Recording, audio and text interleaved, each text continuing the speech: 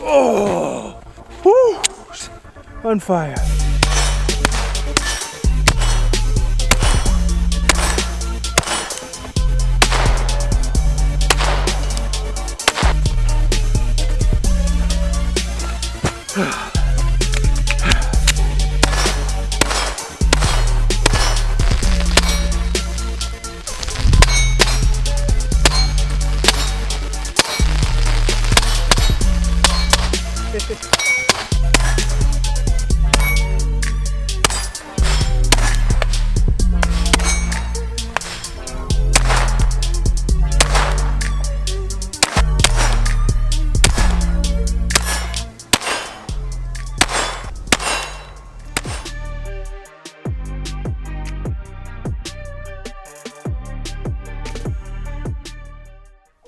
What is going on, ladies and gentlemen? Today we are going to compare the Glock 44 to the TX-22 Competition. And I know it's kind of apples and oranges here comparing these two pistols, and maybe the standard version of the TX-22 would be a better comparison.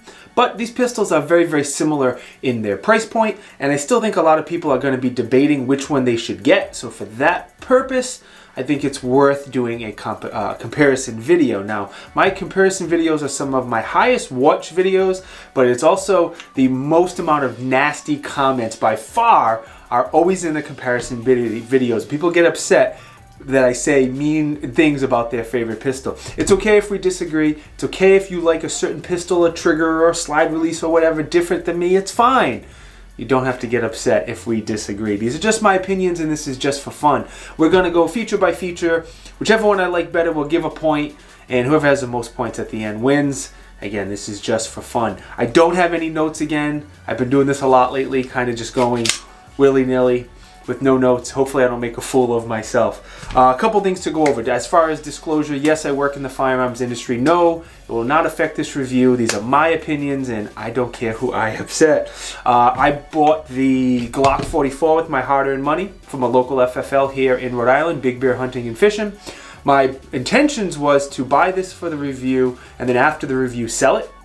I liked it so much, I decided to keep it, and I actually sold the other three 22 pistols I had because I like this gun so much. I would be the biggest Glock fanboy if they offered a flat backstrap here, and then you can make the backstrap bigger with the additional ones. I would be the biggest Glock fanboy if that's the case, but they don't, so I don't run Glocks. The Taurus is a loaner. Taurus was nice enough to send it to me for free for the review, and then after this review, unfortunately, I have to box it up and send it back to them. I am going to ask how much it is to keep it, because I really, really like this pistol as well, and I wouldn't mind adding it to my collection.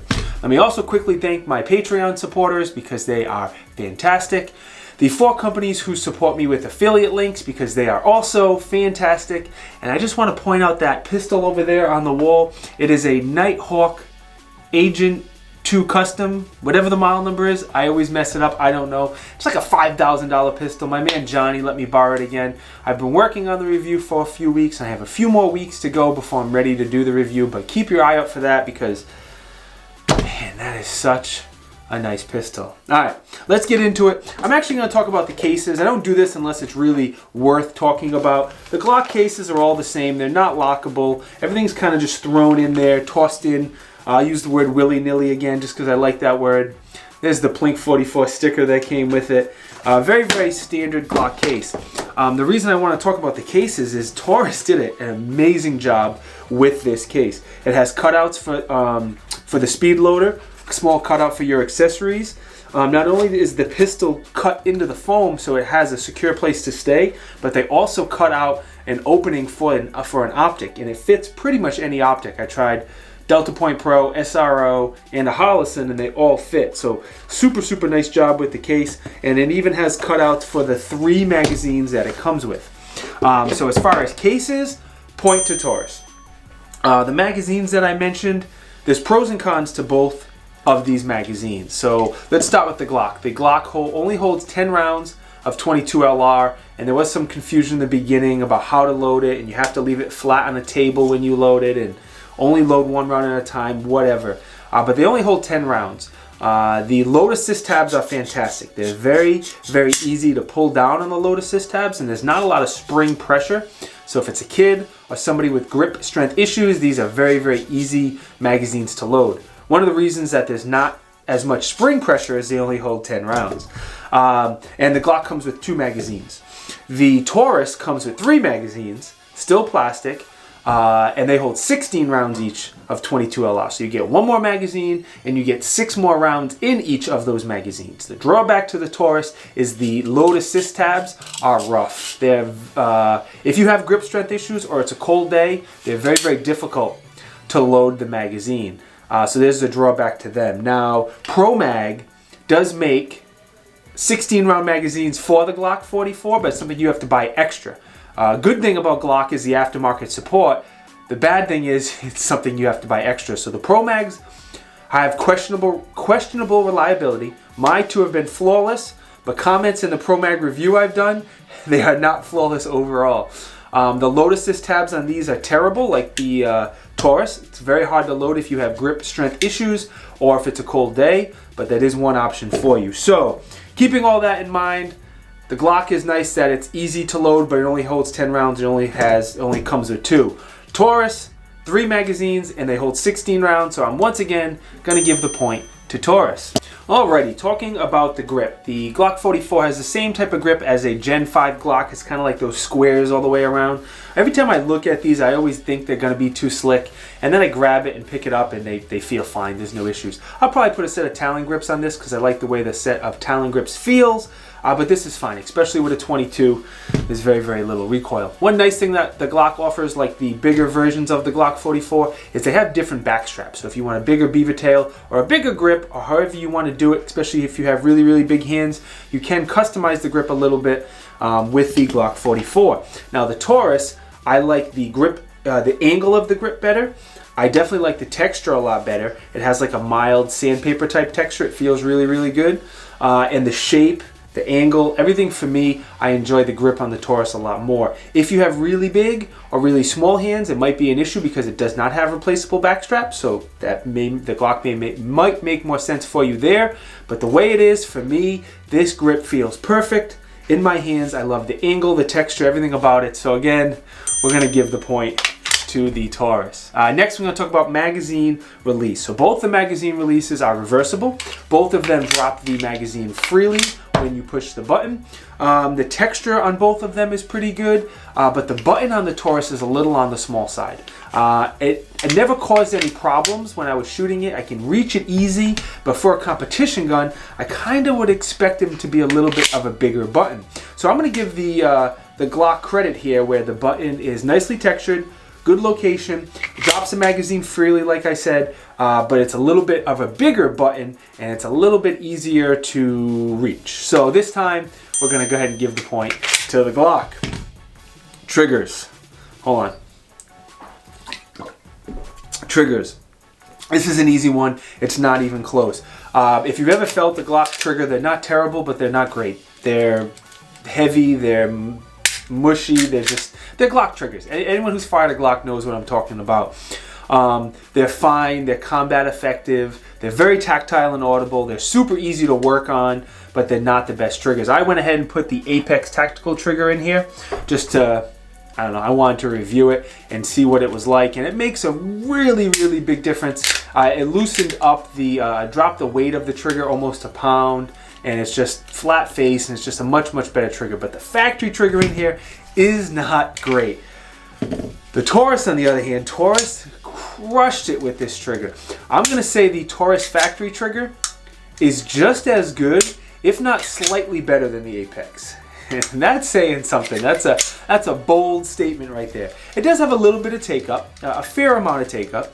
It breaks very light. It's like at 3.5 pounds or something silly like that on my scale. And then the reset is so short. If you want to run this gun quick and not take your finger off the trigger, you can really, really run this trigger very, very quickly. Where the Glock trigger, the factory one was 5.5 pounds. The Apex was like 4-ish, depending. When I test it with the liming gauge, you get different ratings, but it was somewhere around 4 pounds or so. So no doubt with trigger, that's an easy one. We're going to give the point to Taurus. Both guns have an accessory rail. They're pretty standard. The Taurus has 2 slot cutout. The Glock has the normal single slot cutout. I tried a handful of different lights and they were all fine on there. So I don't really see a pro or con of one over the other when it comes to lights. Maybe the Taurus has a small advantage because of the 2 cutouts, but for the lights I tried, it didn't make a difference. So for accessory rail, we're gonna go ahead and call that a tie. Safety is one that's gonna be a little tricky to judge. I guess it depends on your mindset and if you like and want safeties on your guns. Most Glocks do not have a safety, and the G44 I don't believe is available with a safety. The base model Taurus TX-22 is available with and without a safety, but as of right now when I'm filming this video, the competition model is not available without a safety. I said it like that because I think they will come out with a version without the safety, but as of right now, it does not have one. And I'm not a huge fan of safeties on my guns. This is a competition plinking gun, so I don't really care. But typically I don't want a safety on most of my guns. With that said, this safety is very, very nice. It's ambi for you lefties and you righties. It's tactile, it's audible, it's out of the way. When I did the review on this gun, I said, I tested the safety to make sure it works.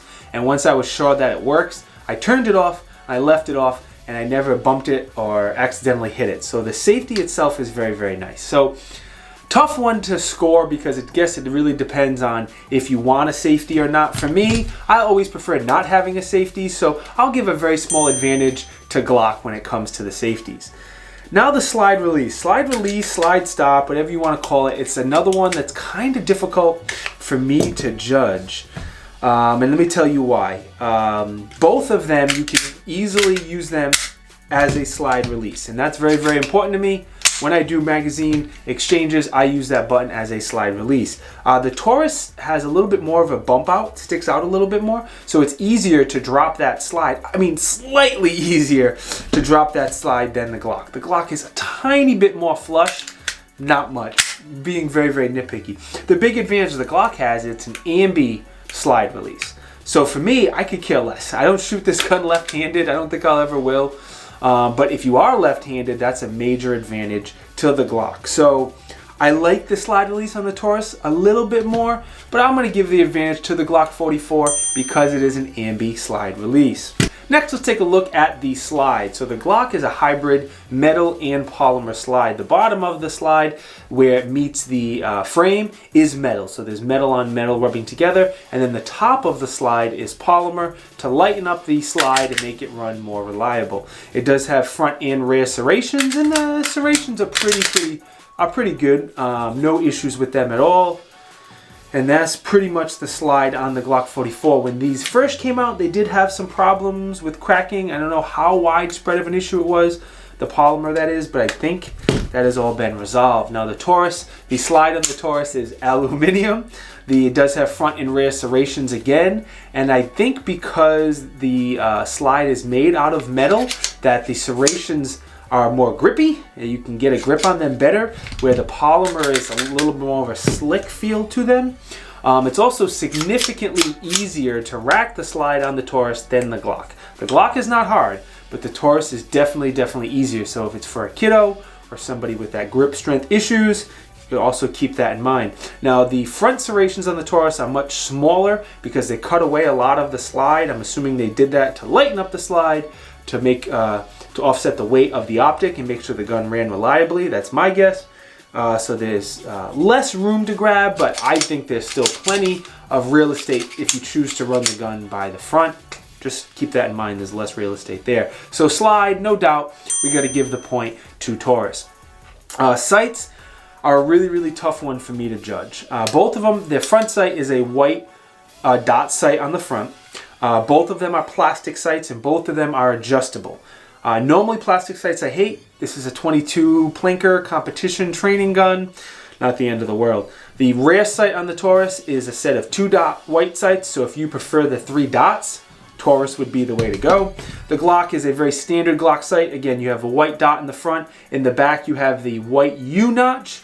I don't personally see a huge advantage to one over the other. I was able to shoot both of them at pretty good distance and be accurate. Both guns are way more accurate than I will ever be. So for sights, we're just going to go ahead and call that a tie. Now there's one huge advantage here. The Glock is not optics ready. where the Taurus is. And Taurus did an amazing job with this optic system. What they do is they give you two different accessory plates, and the accessory plates are reversible and they are metal. So depending on which optic you want to use, you just get the right accessory plate for your optic. You put it down on this base here, and then you put the screw the optic right to that base, and it's very sturdy, it's very durable, and it works with pretty much all modern optics. The Trigicons, Holosun, Seymour, Burris, Delta Point Pro, SIGs. I mean, go to Taurus's website, they're all listed out there. There's a huge amount of optics that work with this system.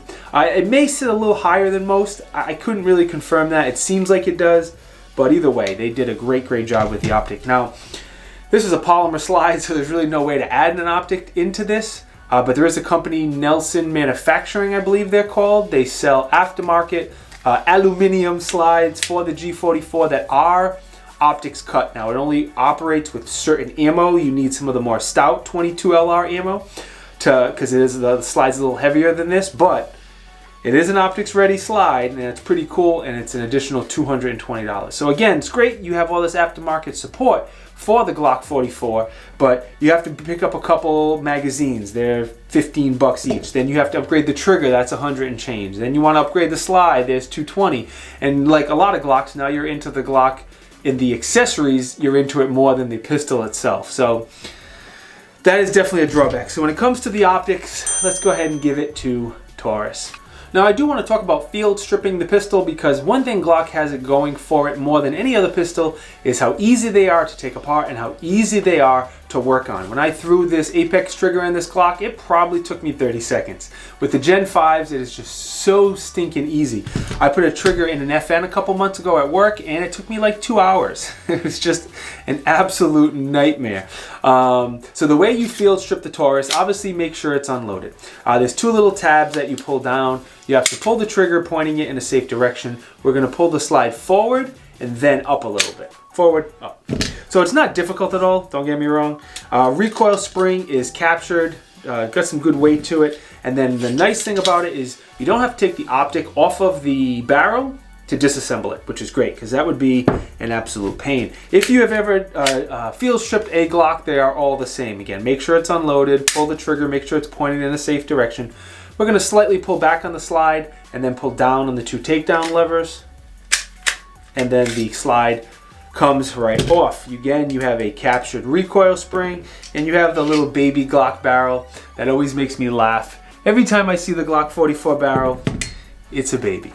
So field stripping and working on the gun, I think Glock is by far the easiest pistol out of any pistol I've ever disassembled and taken apart. So that point goes to Glock.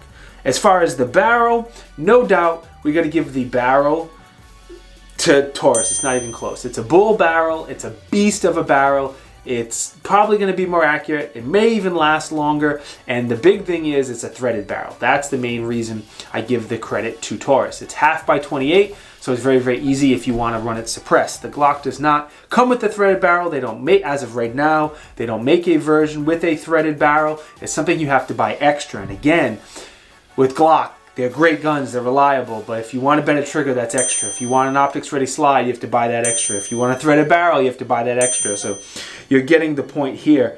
As far as putting the Taurus back together, we will just, I did it backwards again. I did that during the Taurus review as well. We'll put the slide back in. This is always harder to do on camera, man. Put the recoil spring back in, and then again, we're not going to just slide it on, we're going to drop it and then pull to the rear. So you find that sweet spot there. There we go. Pull it to the rear. Function check, we're good. Glocks are all the same. Drop that barrel in. Go into hold. There we go. Recoil spring. And then we will slide it back on the frame.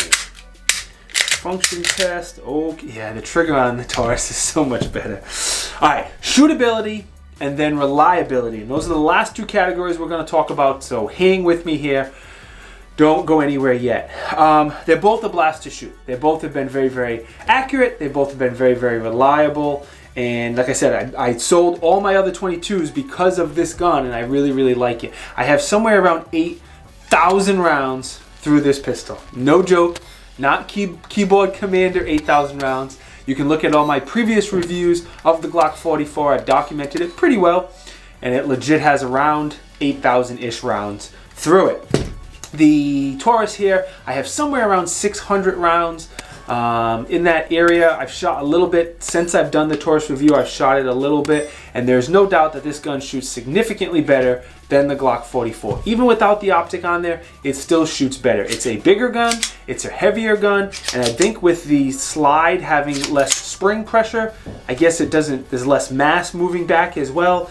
And the first time I shot it, I was like, whoa, that felt weird, because I just shot the Glock 44. I made sure there was no malfunction, and I'm like, all right, it really is a much softer shooting gun. What I did to compare both of these is I brought both of them to the range 3, 4, 5 times, and not only would I shoot the same drill back to back, excuse me guys, I would also shoot 2 or 3 rounds through the Glock, 2 or 3 rounds through the Taurus, 2 or 3 rounds through the Glock, 2 or 3 rounds through the Taurus, back to back to back for whole magazines. And I did that several different days. I did it in the rain, I did it in the snow, I did it in the sun, all different conditions. And there is absolutely no doubt the Taurus shoots much better than the Glock 44. I mean, it's not even close. That alone is worth 100 points in this silly little point system we have going on here. Like I said, I want to see if I can keep this this pistol, if I can get it for a good price anyway, because it's an absolute beast and fun to run at the range. Now, I'm not keeping that Trichicon SRO on there.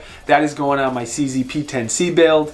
It's worth probably twice the amount of the pistol. But I threw it on there for the review, and I would like to get a more budget-friendly red dot for this, maybe the right-on. I like to test that. That would possibly go on here and make a lot more sense. So I don't know where the point total is. I truly do not tally them up or keep track of them throughout this review. Something tells me the Taurus way outscored the Glock, but I'm not positive. So you guys know the outcome, I do not. But if you gave me the choice and said, you can only have one, which one do you want?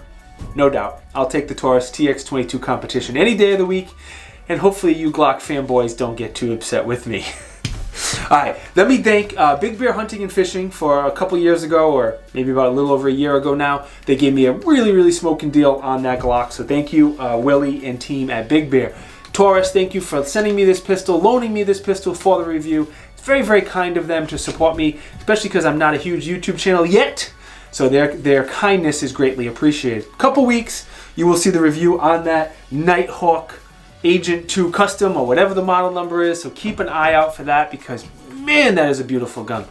Do you think I should compare it to a Staccato? I know it's a 1911, and the Staccatos I have access to are 2011s.